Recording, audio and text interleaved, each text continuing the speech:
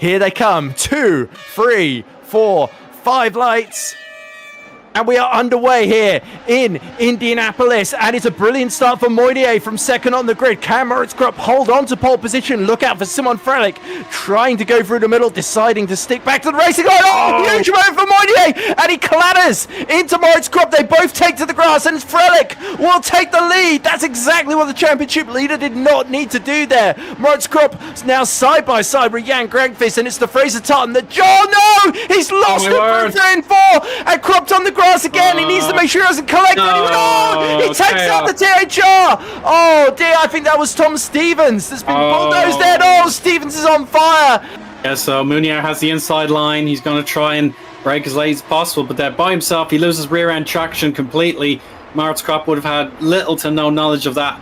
And then the contact took place, wheel to wheel. Here's a look at Moritz is on board. And all of a sudden, he's just taking his normal apex. He's leaving the racing room, and then all of a sudden, there's a Spark Racing team car just sliding into him. So racing incident, no doubt in my mind, but Moritz couldn't have done anything about that, no matter what. It's just this moment here. He's watching out for Grankvist, and then he loses rear end traction. He has to try and balance spinning the car around, but if he came to a complete stop, he would have just been last anyway. So I really don't know what else Moritz could have done. You can see just in front Maggio that was just ahead. I think so lucky not to be taken out. You can see there Stevens was just so unlucky, had nowhere to go, and I think he even gets collected by somebody else. As here we go, we're right on board with right kill. Won the road to formless. I believe that's Vac going very wide through turn 2, and then this is where they start to go 3 wide. And then right kill just dropped it on his own. Panzar goes into the back of it. Both Adonis in the gravel. What a horrible start for both Panzar and Williams. Well, let's see what Maggio can do on the oval.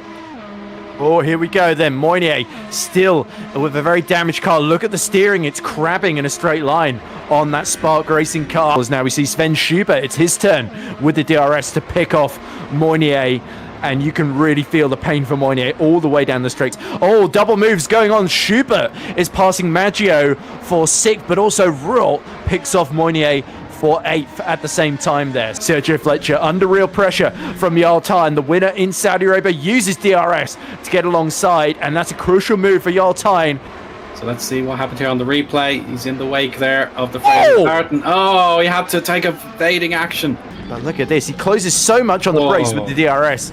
And it was almost pure luck and a little bit of skill and good instincts from Maggio to avoid a more serious collision. So Ruhl goes through. Now Milnek is going for the lead with the DRS, and Simon Frelick decides to tuck in behind then. So it didn't look like he defended that one too hard. Grankvist is very much mounting the pressure on the back of Simon Frelick. The pole is really under pressure here as the reigning champion. Up the inside goes the Finn in the Super Venturi to go through into 2nd position. It's Frelick by himself into turn 1. And it's a slide, so he realizes halfway through there was no rescuing that situation. He did try to save that for a long time though, didn't he, Owen? He banked out very, very late. Ruhl now pits. It'll be interesting to see where the second of our HRTs comes out. The decision to pit early has instigated the champion here. He wants to respond to what Rualt has done. But it's Grankvist, first of those to really take advantage of switch to the hards, and that's surely what Milnek is now about to do as he comes in, followed by Yaltine, crucially, and Sergio Fletcher.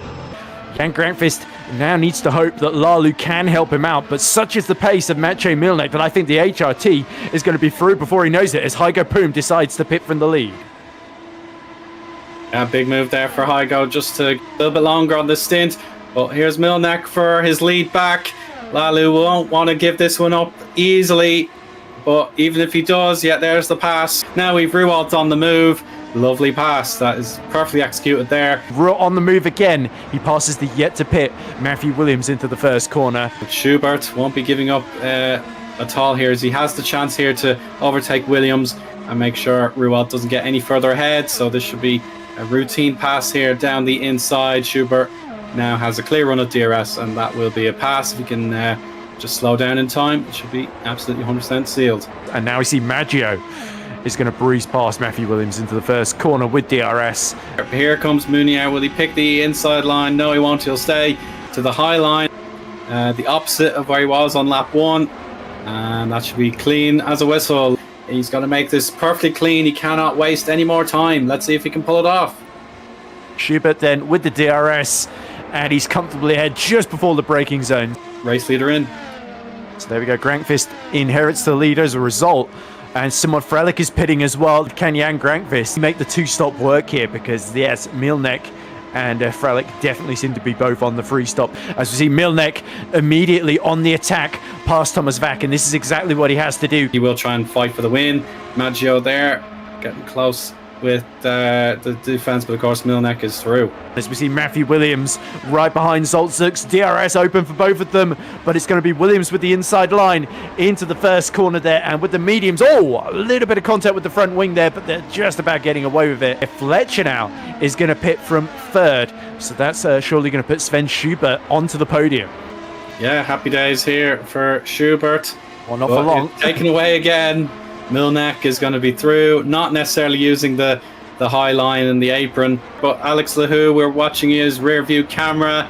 He has to say, sorry about that, nothing I can do. Williams has been exceptional. As he goes side by side now with the Rotor Formula, that's Stefan Roth actually. Grankvist is in. Here we go, second stop for Grankvist, as we see Fletcher up the inside of Lalu, Frelich and Maggio, and Schubert, of course, all of whom sort of owe us a pit stop before the end of the race. And in fact, they're both coming in now. So yeah, Frelich will be the next target for Jan Grankvist. As now we see Schubert immediately on the attack past Zoltzuks, who could still be on for the final couple of points if he plays his cards right. But look at that, Moynier not wasting any time. He follows Schubert through. So very opportunistic there. Here's Tyan in pit lane, so Milnek can have the lead back. Where will the THR re-emerge? Should be pretty close. Yeah, very close indeed. Oh, and it looks like Fletcher has undercut his way through. Grankvist, he's got a huge run here, over 310 kilometers an hour now. He's ready to make the pass before DRS is activated. There we go, there's the activation point.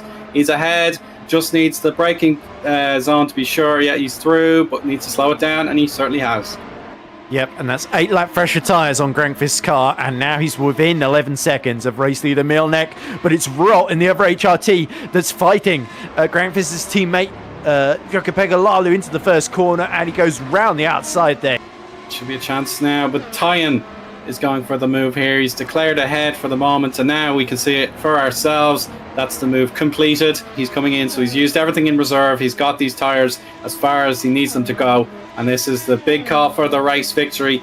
Champion Grankvist will regain the lead, but he'll be on the defensive from this point on, and Frelich pits exactly the same time. Is that Sergio Fletcher immediately in front of him then, as he kinks to the left-hand side, and he gets very, very close in the dirty air in the wake of that Valley Esports driver, but no matter, with DRS he's easily through. But now watching from the rear view of Schubert, his rear wing, can't do a thing about this. Here goes Frelich, he's got the inside line wide open. Schubert holds his ground, but of course Frelich with that extra speed can just nip down the inside. Milnek has been one of the daredevils, using the banking to its fullest extent and even getting close to the wall. But it's going to be a routine pass here. He's already on the inside. Maggio, we'll check out his replay to see how he was able to overtake Schubert. And there we go, he has the slipstream and he's ready to pull out with DRS active. But yeah, he's going to have to wait till the last minute just to get his nose and forward tyres in front. This is a yellow in the final sector. Schubert has immediately repassed Maggio for 6th position.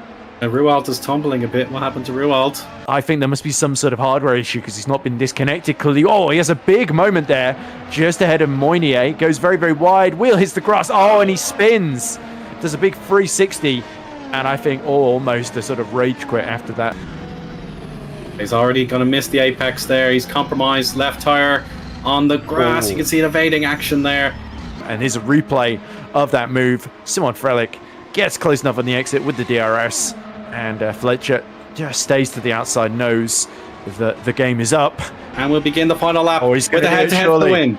Let's bring it on. Here we go then. Milnek closer than he's ever looked before. Grankvist not with a great exit. Push the pass in full use by Milnek, side by side as they start the final lap. And it's the HRT that's thrown up the inside with DRS. Maciej Milnek retakes the lead at Indianapolis. Indianapolis will rise for Holland Racing Team and Milnek. Congratulations. What an absolutely spectacular drive. Milnek wins the United States Grand Prix in incredible fashion. So from 4th on the grid, Maciej Milnek takes his first victory in 3 years. Not since, I believe, Baku 2022 was his last victory for AG Sports. It looks like he's run out of fuel on the way into the pit lane, but no matter. He had just enough hand to win by a second over reigning champion Jan Grankvist, who retakes the championship lead. Jarl Tyen banked third, a decent recovery from the Norwegian today to beat Simon Frelick to that final spot on the podium. But Sergio Fletcher and Alessandro Maggio returned valet spectacularly to the points, with Maggio passing Schubert for sixth right at the end there. Oh, as Loic Mounier decides to spin turn in the pit lane just for attention. Still not the most dramatic thing he did in this race. Jacob Begalalu just holds off Mounier, speaking of which, for eighth. It was a spectacular recovery by Loic after making a crazy dive from second on the grid into the first corner that ended up damaging his steering quite severely. Thomas Vack, he rounds out the top 10 then for Rotor Formula. And then following him in 11th position was Matthew Williams, who went from 24th to 11th. It was very long on the tyres for both Valalu and Williams at various points today, but both of them getting decent points as a result. Heiko Poom, also on an alternate strategy, ends up getting 12th at AKA Hero to beat Alex Lahu home. Dylan Fisher, he had a tough first lap, but still recovered to 14th to take 2 crucial points for AKA Hero. And then Vincent Gutt holds on to the final point of the day.